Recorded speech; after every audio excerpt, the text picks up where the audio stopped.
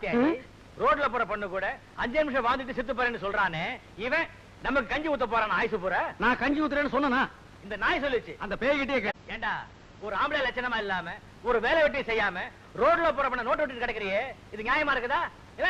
நான் உண்டா சொல்றேன் சொல்லு. நான் சின்ன வயசுல கணக்கு புள்ள வேலைக்கு சேர்ந்து மாசம் 30 ரூபாய் சம்பாதித்துல இந்த வீட்டை கட்டினேன்டா. உன்னால முடியுமா? இப்ப யாராலையும் முடியாது. ஏன்ற இப்போ கல்லா போட்டி சாவிய கணக்கு புள்ள கிட்ட குடுக்கறது இல்ல, முதலாளிமார்களே எடுத்துட்டு போயிடுறாங்க. பாத்தியாடி எந்த நேரத்துல பத்தேவன என்ன திருட்டு பயன்றான்? இல்லை சாப்பனா இருந்து கேக்குறேன்டா, ஆம்பளை லட்சணமா உன்னால உழைச்சி 1 ரூபாய் சம்பாதிக்க முடியுமா?